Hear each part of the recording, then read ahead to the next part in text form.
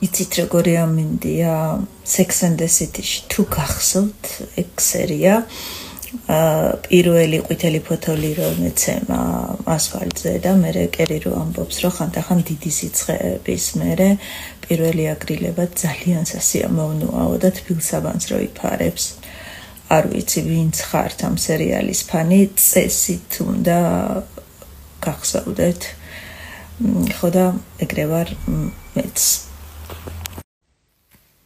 უღრმესი მადლობა დღეს ცოტა პასიური დასვენების დღე ვაკდა ჩემს ასაკში ამის წაკითხვა ძალიან სასიამოვნოა ხო არასდროს არ მალავ რამდენი წლის ვარ და მიყვარს როცა ვიცვლები და ერთი და იგივე და ერთნაირი არ ვარ ასე რომ უღრმესი მადლობა არც კი ვიცი რა უნდა გიპასუხოთ მამაზე მე თვითონ ლამაზ ქალად ჩემ თავს არ ვთვლი არიან ადამიანები ვინც გენეტიკური ჯეკპოტი მოიგეს ახლა უკმაყოფილო მეც არ ვარ ჩემი გენეტიკით პატარ-პატარა დახმარებებით მასაკი მომიხდა მადლობა მე არასდროს არ მალავ ჩემ ასაკს და პირიქით ძალიან მე ამაყება რომ ამდენი რამის გადატანის შემდეგ ფეხზე მყარად ვდგევარ ეს ერთი და არც თუ ისე ცუდად გამოვიყურები 48 წლის ვარ და ვაპირებ რომ 68 წლის რო ვიქნები მაშინაც კარგად გამოვიყურებოდე დიდი მადლობა რა ჭკვიანად ვთვლით უბრალოდ ასე ძალიან ძნელია რჩევის მიცემა როცა არ იცი რა თემას ეხება და ვის აძლევ რჩევას ზოგადად მგონია რომ ადამიანმა პირველ რიგში საკუთარი თავისთვის უნდა იცხოვრონ ქართველი ქალები ყველასთვის ცხოვრობენ მეუღლისთვის შვილებისთვის და თავისთავად ყოველთვის უკანა პლანზე აქვთ გადაწეული ხო არ ვიცი თუ აი ასე რამე უნდა გირჩიოთ რჩევა ეს არის რომ ცხოვრება არის ის ერთი წამი აქ და ახლა ეს წამი ცოტა ხანში წარსული იქნება ამიტომ აქ და ახლა ვიცხოვრეთ საკუთარი თავისთვის ბევრი ისწავლეთ თქო რო გითხარით ამას ახლა მშობლებიც გეუბნებიან ეს ის ასაკია მშობლებთანაც რო გაუგებრობა გაქვს და აი მართლა ურთულესი წლებია ამიტომ მე ტელევიზია დამეხმარა რომ ჩემი თავი მიმეღო და ჩემი თავი აღმომეჩინა ამიტომ აი რჩევა იქნება რომ იმუშავეთ აი ამ მიმართულებით სულ იფიქრეთ რა გინდათ ცხოვრებისგან აი 10 წლის მერე როგორი გინდათ რომ იყოს თქვენი ცხოვრება და დაიწყეთ პატარ-პატარა ნაბიჯების გადადგმა აი ამ მიზნისკენ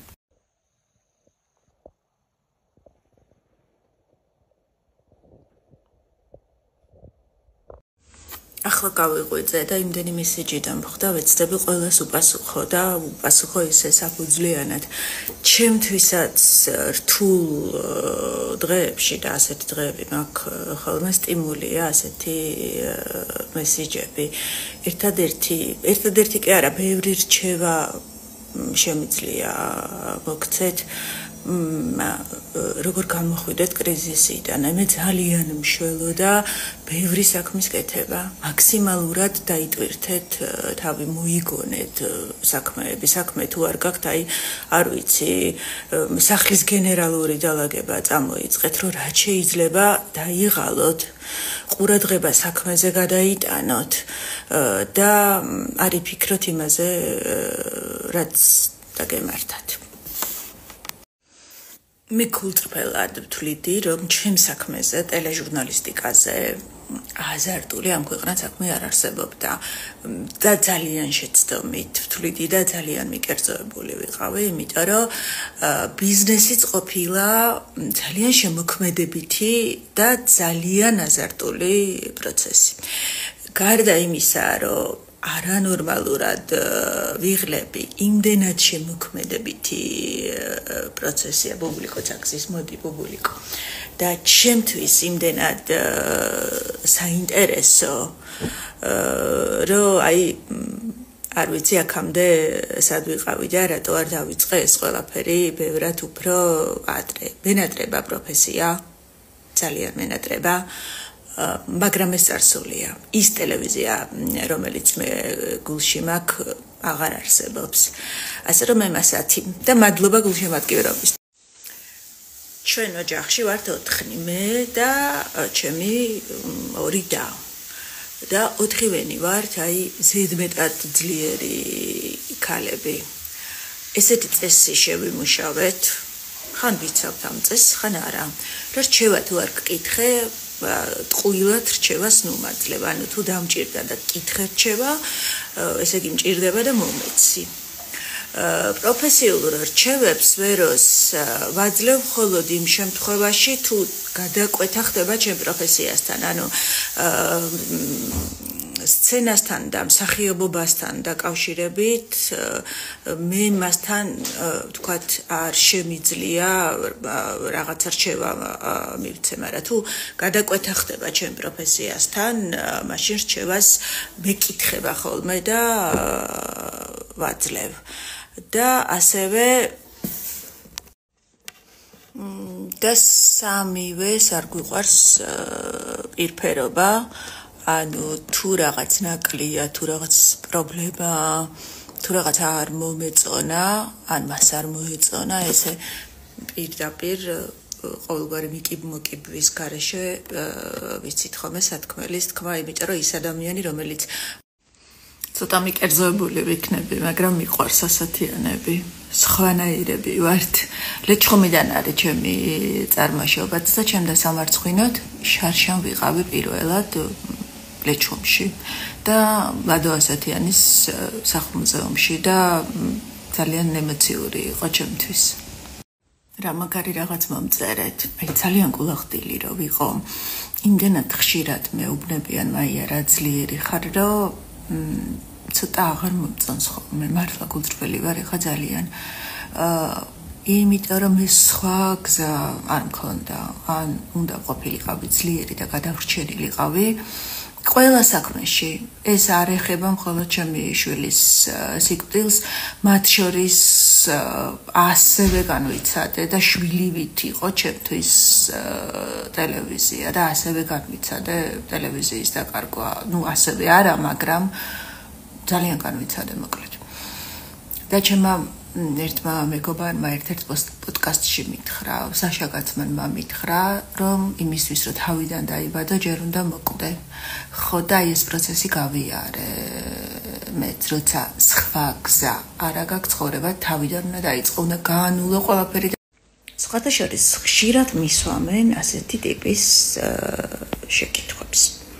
და სულ პროტესტს მიჩენს, მაგალითად, რატომ ითვლება დონალდ ტრამპსა და მელანია ტრამპს შორის სხვაობა, მგონი 25 თუ 30 წელია ნორმად და რატომ არის მუდმივად განხილვის საგანი ემანუელ მაკრონსა და ბრიჯიტ მაკრონს შორის ასაკობრივი სხვაობა იმის ჩათვლით, რომ ფრანგულ პრესაში ახლა ყველაზე აქტუალური თემა არის მაგალითად, რომ ბრიჯიტ მაკრონი საერთოდ კაცია. ასე რომ ეს არ არის მარტო ქართული თემა, მსოფლიოსაც უჭირს მიიღოს ასეთი ტიპის წყვილები, როცა ქალი უფროსია. არა და მე ვფიქრობ, რომ ასეთი ასაკობრივი სხვაობის დროს ურთიერთობა ბევრად უფრო ჰარმონიული, ბევრად უფრო ტკბილი და ბევრად უფრო საინტერესოა. ამიტომ დატკბით ცხოვრებით, თუ გიყვართ შეირგეთ ეს სიყვარული და აქ და ახლა იყავით ბედნიერი და ზოგადად არავის კითხოთ აზრი, რა აზრის არის თქვენს სიყვარულზე. ესაა ჩემი კომენტარი.